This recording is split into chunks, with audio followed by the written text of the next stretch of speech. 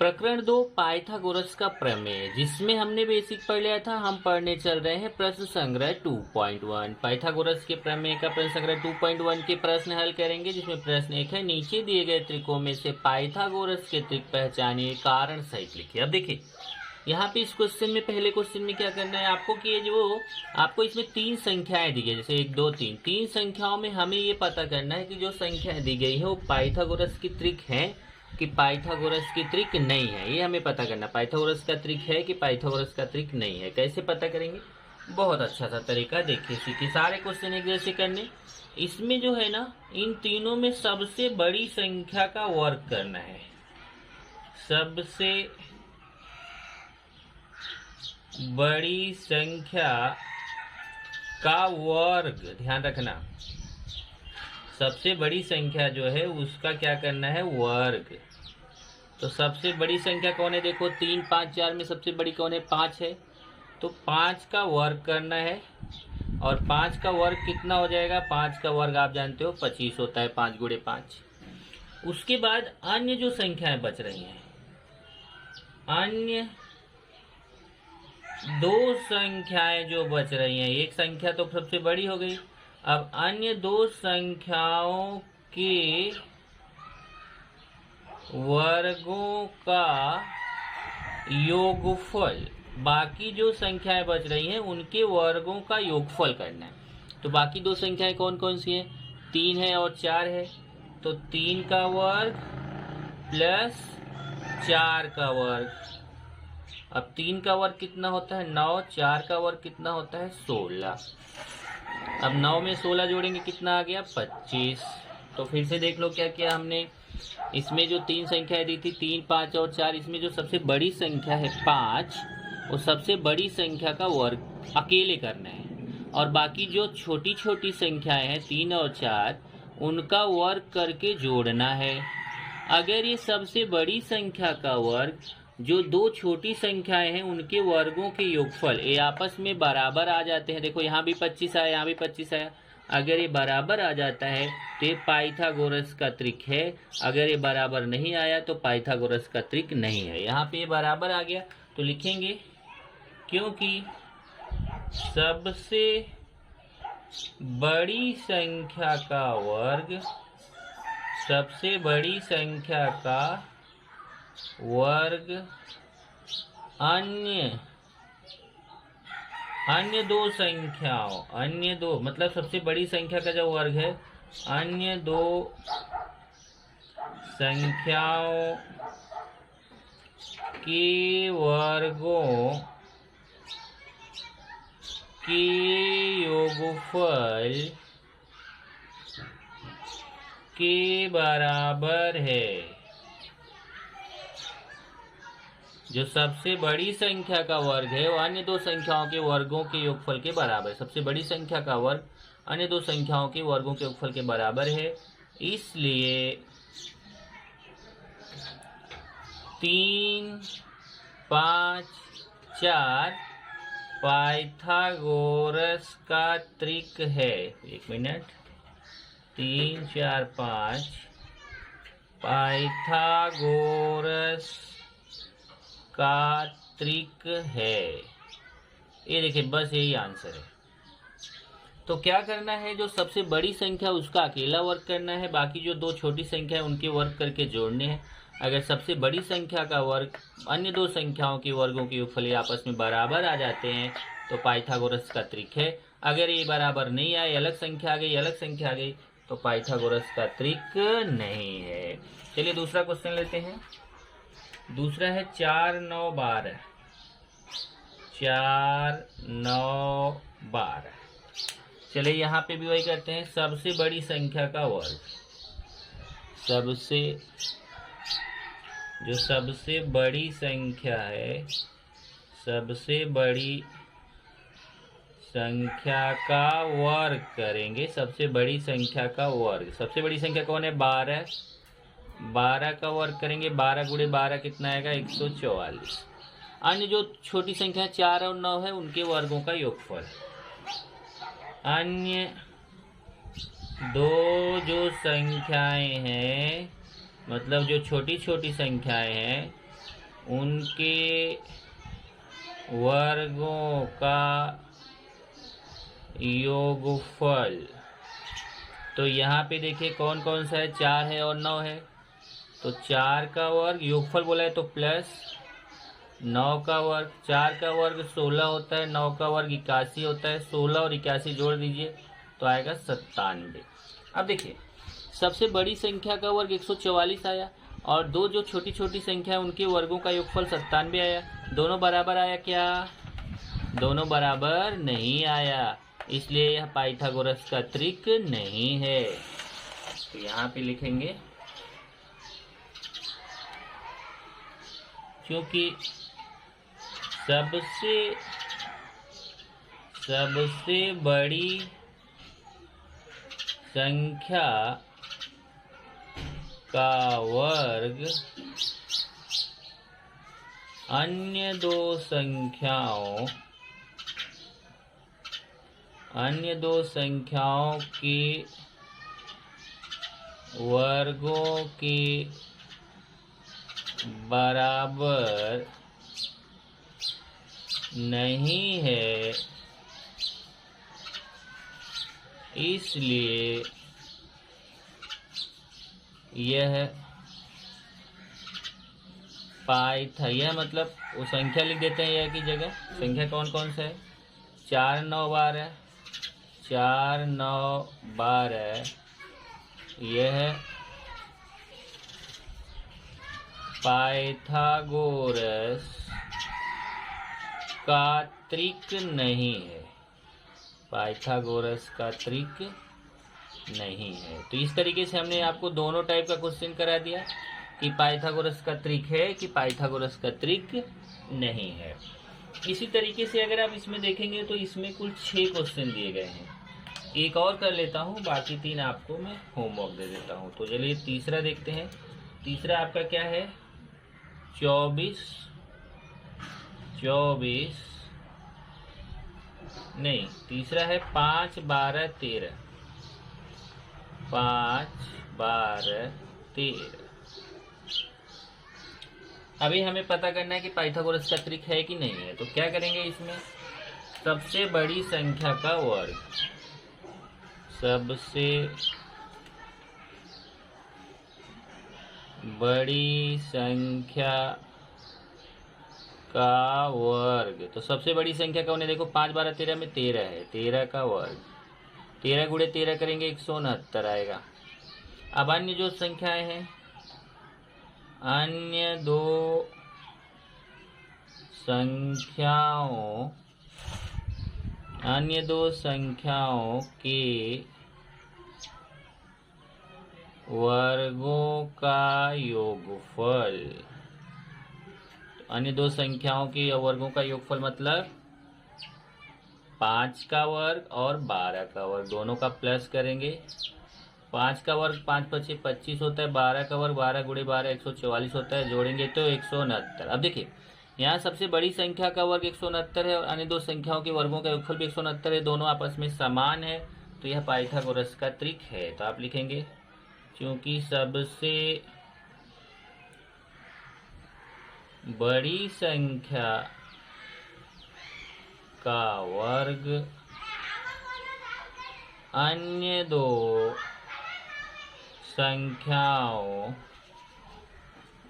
संख्याओं के वर्गों के योगफल के बराबर है, इसलिए जो संख्याएं दी गई हैं कौन कौन सी? 5 12 13, यह पाइथागोरस का त्रिक है, पाइथागोरस का त्रिक है। तो इस तरीके से अगर आप देखेंगे तो मैंने आपको पाइथागोरस का त्रिक है कि पाइथागोरस का त्रिक नहीं है, ऐसे इसमें आप देखेंगे तो प्रश्न संग्रह 2.1 में आपको 1 2 3 4 5 6 क्वेश्चन दिए गए। तो मैंने 1 2 3 करा दिया। इसी तरीके से 4 5 और 6 भी आपको करना है। अब प्रश्न 1 हो गया, तो प्रश्न 2 और 3 जो है वो एक जैसा है। तो मैं प्रश्न 2 और 3 एक साथ डिस्कस कर रहा हूँ, ध्यान से समझो। प्रश्न 2 है, आकृति में कोण एम एन पी 90 अंश। इधर देखिए एम एन पी मतलब ये जो एन वाला कोण है 90 अंश है। रेख एन क्यू लंब रेख एम पी। देखिए एन क्यू जो है वो एम पी पर लंब है। लंब है मतलब यहाँ पे भी 90 अंश का कोण बना रहा है। एम क्यू 9 दिया है, यहाँ एम से लेके क्यू तक का मान कितना दिया है 9, और क्यू पी 4 दिया है, और हमें एन क्यू निकालना है। तो आप अगर देखें तो जो आपको नियम बताए गए थे उसमें कौन सा बैठ रहा है आपको समझ में आ रहा है कि जब किसी समकोण त्रिभुज में समकोण शीर्ष बिंदु से कर्ण पर लंब डालते हैं तो एन क्यू का मान हम निकाल सकते हैं ज्यामितीय माध्य के प्रमेय से। तो पहले लिखेंगे समकोण त्रिभुज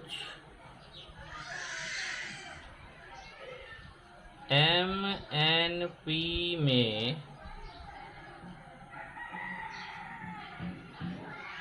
रेख एन क्यू जो है वह लंब है, एन क्यू एम पी पर लंब है। रेख एम पी पर एम क्यू 9 दिया है, क्यू पी 4 दिया है, और एन क्यू निकालना है। तो क्या लगाएंगे यहाँ पर ज्यामितीय माध्य के प्रमेय से। ज्यामितीय माध्य के प्रमेय से। अब उस दिन मैंने ज्यामितीय माध्य का प्रमेय डिस्कस किया था, बहुत आसान है। कैसे? ये एन क्यू का मान हम निकाल सकते हैं ज्यामितीय माध्य के प्रमेय से। क्या सूत्र था? एन क्यू स्क्वायर बराबर एम क्यू गुणे Q P. N Q square बराबर एम क्यू गुणे क्यू पी। यहाँ पे लिखेंगे एन क्यू स्क्वायर बराबर एम क्यू गुणे क्यू पी। अब मान रखेंगे, एम क्यू का मान देखते हैं। एम क्यू का मान 9 है और क्यू पी का 4 है, तो एम क्यू का मान 9 गुणे क्यू पी का मान 4। 9 में 4 का गुणा करेंगे तो कितना आएगा 36। अब ये वर्ग हटाना है हमें, तो क्या लिखेंगे दोनों पक्षों का वर्गमूल लेने पर। दोनों पक्षों का वर्गमूल लेने पर। अब ये चाहे तो आप इसको ब्रैकेट में भी लिख सकते हो, जैसे मैं यहाँ लिखा हूँ आप इसको बाद में ब्रैकेट में लिख सकते हो। तो यहाँ से एन क्यू बराबर कितना हो जाएगा 36 का वर्गमूल। 36 का वर्गमूल कितना होता है 6 होता है। इस तरीके से आपको एन क्यू का मान आ गया। इसको उत्तर में लिख देंगे। उत्तर एन क्यू बराबर 6। सेम तरीके से आपको ये तीसरा क्वेश्चन करना है। तीसरा देखिए क्या है, आकृति में। अब यहाँ जो देखो 90 अंश एन पे बन रहा था, यहाँ 90 अंश यहाँ पी पे बन रहा है। आकृति में क्यू पी आर 90 अंश है, देखो ये पी पे 90 अंश का कोण बन रहा है। रेख पी एम लंब रेख क्यू आर। देखिए पी एम लंब है, यहाँ एन क्यू लंब था, यहाँ पी एम लंब है। अब आप बोलो यहाँ तो 90 अंश का निशान था, यहाँ नहीं है। 90 अंश का निशान नहीं है, लेकिन यहाँ लिखा है ना लंब है, तो इसका मतलब यहाँ 90 अंश का निशान है। वो नहीं बनाया तो भी प्रश्न में लिखा ना, तो आपको प्रश्न से देखना है। और क्यू एम आर एक रेखी है, तो पी एम दिया है देखो 10, क्यू एम दिया है 8, और ये पूरा क्यू आर निकालना है। तो अगर हमें इस एम आर का मान मालूम हो जाए तो क्यू एम में एम आर जोड़ देंगे तो हमें क्यू आर का मान मालूम हो जाएगा। तो सेम तरीके से क्वेश्चन करना है। पहले देखते हैं यहाँ पे समकोण त्रिभुज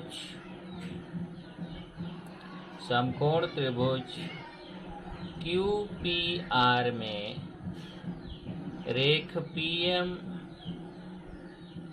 लंब है रेख क्यू आर पर।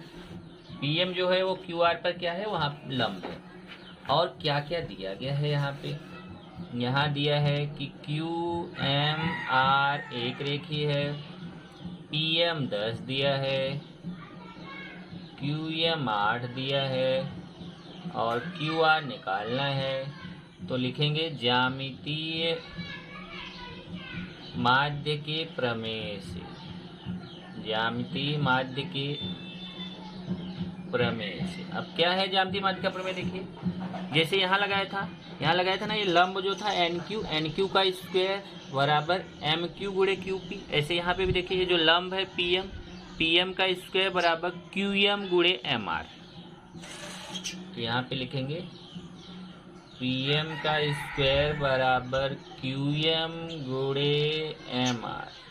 चेक कर लीजिए, पी एम का स्क्वायर बराबर क्यू एम गुणे एम आर। अब मान रखिए पी एम का 10, क्यू एम का 8। चलिए पी एम का 10, क्यू एम का 8, एम आर का मालूम नहीं है। अब 10 का स्क्वायर करिए, 10 का स्क्वायर कितना होता है 100, और ये 8 का गुणा है, इधर आके 8 का भाग हो जाएगा। चेक करो जरा, 10 का स्क्वायर 100 होगा और 8 का गुणा इधर आके 8 का भाग, और 100 में 8 का भाग दे दीजिए आप। अब 100 में 8 का भाग देना तो आपको आता है, 100 में 8 का भाग देंगे तो आपको दशमलव में आएगा। कितना आएगा आपको दशमलव में? 12.5।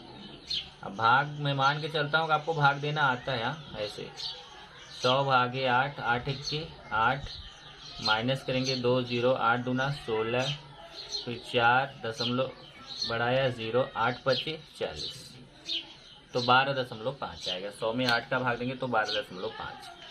एम आर का मान कितना आ गया? 12.5। अब देखो यहाँ से एम आर का मान 12.5 आ गया और क्यू एम का मान 8 है, तो पूरा क्यू आर का कैसे पता चलेगा? क्यू एम में एम आर जोड़ दो तो पूरा क्यू आर हो जाएगा। तब आप लिखेंगे इसलिए क्यू आर बराबर Q M plus M R. कारण में लिखेंगे क्यू एम आर एक रेखीय है। अब मान रखो क्यू आर का मान निकालना है, क्यू एम का मान कितना है? क्यू एम का मान 8 है, तो क्यू एम का 8 रख दिया। एम आर का कितना है? एम आर का अभी निकाला हमने 12.5। अब जोड़ दीजिए। जोड़ने में बहुत लोग करते हैं, दशमलव के जोड़ में बहुत गलती करते हो आप लोग। देखो कैसे जोड़ते हैं, ध्यान से देखो। जैसे 8 में 12.5 जोड़ना है तो कैसे जोड़ेंगे? 8 है ना, इसमें 12.5 जोड़ना है तो दशमलव के नीचे दशमलव लिखना होता है। 8 में दशमलव कहाँ है? उसके तुरंत बाद छिपा हुआ है, और उसके बाद आप कितना भी जीरो लगा सकते हैं। और फिर 12.5 लिखना है तो 12 दशमलव के नीचे दशमलव 5। ये देखो ऐसे जोड़ते या घटाते समय दशमलव के नीचे दशमलव आता है। जिस संख्या में दशमलव ना लगा हो उसके तुरंत बाद छिपा रहता है। जैसे 8 में नहीं लगा था, तुरंत बाद छिपा है, उसके बाद कितना भी जीरो लगा सकते हैं। अब जीरो में 5 जोड़ेंगे 5, ये दशमलव, 8 2 10, 1 1 2, 20.5। तो क्यू आर बराबर कितना आ जाएगा? 20.5। यही उत्तर हो गया। तो उत्तर में लिखेंगे क्यू आर बराबर 20.5। उत्तर में लिखेंगे क्यू आर बराबर 20.5। इस तरीके से आपका तीसरा क्वेश्चन हो गया। अभी प्रश्न 4 देखते हैं। ये आकृति है, देखिए यहाँ पे आकृति में एक त्रिभुज है PSR। यहाँ पे जो बोला है कि जो मान जैसे दिए हैं आकृति में, उस आकृति के हिसाब से आपको RP और PS निकालना। उसने SR का मान दिया है और बाकी अपने को RP और PS का निकालना है। ओके, तो चलिए सबसे पहले देखते हैं क्या क्या दिया है। कि त्रिभुज PSR में कोण S दिया है 90 अंश। कोण S कितना दिया है? 90 अंश। और कोण P दिया है कितना? 30 अंश। अब देखिए दो कोण दिया है S और P, तीसरा कोण निकालना है। ये तीसरा कोण हमें ज्ञात करना है, तो आप ऐसे निकाल सकते हो त्रिभुज के तीनों कोणों का योगफल 180 अंश। उससे आप R का मान निकाल सकते हो आसानी से, या अगर आप निकालोगे तो आपको 60 अंश आएगा, क्योंकि अगर किसी भी त्रिभुज में एक 90 है एक 30 है तो अगला 60 आना ही आना है, तो उसको डायरेक्ट आप लिख सकते हो। इसलिए कोण R बराबर 60 अंश, और यहाँ ब्रैकेट में लिखो त्रिभुज का शेष कोण, या फिर त्रिभुज का तीसरा कोण, ऐसा करके लिख सकते हो। मतलब हमें त्रिभुज में दो कोण पता है तो हम तीसरा निकाल सकते हैं। कैसे निकाल सकते हैं मालूम है ना आपको? त्रिभुज के तीनों कोणों का योगफल 180 अंश करके आप रफ पे निकाल सकते हो। R का मान 60, यहाँ आप डायरेक्ट लिख सकते हो। अगर यहाँ 90 है 30 है तो यहाँ 60 आएगा, अगर यहाँ 90 है 60 है तो ये 30 आएगा, फिक्स है। ओके, तो इस तरीके से डायरेक्ट आप लिख सकते हो। अब ये देखो, ये 30 है, ये 90 है, ये 60 है। अभी ये कितना आ गया? देखो 60 आ गया, तो 30 60, इसको मैं यहाँ लिख देता हूँ 60। तो 30 60 90 त्रिभुज का प्रमेय यहाँ लगा सकते हैं। इसलिए 30 अंश, 60 अंश, 90 अंश त्रिभुज के प्रमेय से। अब यहाँ सबसे पहले देखो कि कौन सी भुजा मालूम है, वही वाला सूत्र पहले लगाइए। यहाँ देखिए 30 अंश के सामने की भुजा मालूम है, 30 अंश के सामने की भुजा मालूम है, तो उसी का सूत्र पहले लगाएंगे। क्या है? 30 अंश की सम्मुख भुजा का सूत्र मैंने बताया था आपको, 1/2 गुणे कर्ण। अब चलिए देखते हैं यहाँ पे 30 अंश की सम्मुख भुजा है कौन, उसका नाम क्या है? S R. ये देखिए 30 अंश कोण वाले की सम्मुख भुजा कौन है? S R. तो ये एस आर बराबर 1/2 गुणे कर्ण। कर्ण कौन है? देखिए इसमें 90 अंश के सामने की भुजा कर्ण होती है, तो ये पी आर जो है वो कर्ण है, या उसको आर पी भी लिख सकते हो। अब चलिए एस आर का मान हमें पता है कितना, 6। तो एस आर की जगह लिख दिया 6, 1/2 गुणे आर पी। अब ये जो 2 है बराबर किधर आएगा? तो 2 का इधर क्या है? भाग है, इधर आके 2 का गुणा हो जाएगा, उधर बचेगा 1 गुणे आर पी। 1 गुणे आर पी मतलब आर पी ही आएगा, और फिर 6 दूना 12, आर पी बराबर कितना आ गया? 12। ये देखिए एक मान आपने निकाल लिया। इसी तरीके से आप निकाल सकते हैं, 30 अंश की सम्मुख भुजा का सूत्र लगाया तो हमें आरपी मिल गया। अब हम 60 अंश की सम्मुख भुजा का सूत्र लगा के एसपी निकाल सकते हैं, या उसको पीएस बोलते हैं। इसलिए 60 अंश की सम्मुख भुजा क्या सूत्र है? कर्णी में 3/2 गुणे कर्ण, यही तो सूत्र था ना, कर्णी में 3/2 गुणे कर्ण। अब देखते हैं कि 60 अंश की सामने की भुजा कौन है। तो 60 अंश के सामने की भुजा कौन है? देखो एसपी, या फिर इसको पीएस बोलेंगे। तो ये हो गया पीएस बराबर कर्णी में 3/2 गुणे कर्ण। कर्ण कौन है? देखो 90 अंश के सामने आरपी कर्ण है, ये हो गया आरपी। अब पीएस हमें निकालना है, कर्णी में 3/2 गुणे आरपी। आरपी का मान यहाँ देखो आपने निकाला हुआ है 12, तो आरपी की जगह 12 रख दो। अब 2 से 12 को काट दो तो आएगा कर्णी में 3 गुणे 4, देखो नहीं 6 आएगा, 2 6 12 होता है, 6 आएगा। इस तरीके से पीएस का मान आपको आ गया 6 कर्णी में 3। तो आपने ये दोनों उत्तर निकाल लिए। यहाँ पे आप उत्तर में लिख दीजिए, उत्तर आरपी बराबर 12 तथा पीएस बराबर 6 कर्णी में 3। इसी तरीके से हम लोग करेंगे प्रश्न 5। प्रश्न 5 जो कि बॉक्स टाइप का क्वेश्चन है। आकृति में दी गई जानकारी के आधार पर, आकृति में दी गई जानकारी के आधार पर AB और BC ज्ञात करने के लिए दी गई कृति पूर्ण करो। दी गई कृति पूर्ण करो। अब कृति पूर्ण करो मतलब यहाँ पे बॉक्स दिया गया है, उसको आपको पूरा करना है। यहाँ पे आकृति भी बनाई गई है। आकृति क्या है देखते हैं। ये ऐसा एक त्रिभुज है, इस त्रिभुज का नाम है ABC। ये बी है, ABC। बी पे 90 अंश का कोण बनाया है उसने। ए दिया है कर्णी में 8, मतलब AC का मान दिया है उसने कर्णी में 8, और AB और BC का हमें निकालना है। ओके, AC का कर्णी में 8 दिया, यहाँ 90 अंश दिया है, और हमें AB और BC का निकालना है। तो बॉक्स टाइप का क्वेश्चन है, हमें बॉक्सेस भरने हैं। तो बॉक्स टाइप के क्वेश्चन में देखते हैं क्या क्या बॉक्स इसने यहाँ पे दिया हुआ है। पहले उसने दिया है AB बराबर BC। देखिए पहला दिया है हल। यहाँ पे देखिए बॉक्स पूरा करने में सबसे पहले दिया है ए बी बराबर बी सी और फिर यहाँ पे सामने दे दिया बॉक्स। कारण बताना है। तो ए बी बी सी के बराबर क्यों है? यहाँ पे आपको सबसे पहले यहाँ देखो लिखा है ए बी बराबर बी सी, तो यहाँ देखो ऐसा निशान बना हुआ है ऐसे, तो ए बी बी सी के बराबर है। तो ए बी बी सी के बराबर है तो यहाँ पे कारण क्या लिखेंगे आप? क्या कारण है? ए बी बी सी के बराबर है। तो आपको यहाँ लिखना है कि प्रश्न में दिया है कि ए बी जो है वह बी सी के बराबर है, तो यहाँ पे लिखेंगे दिया है,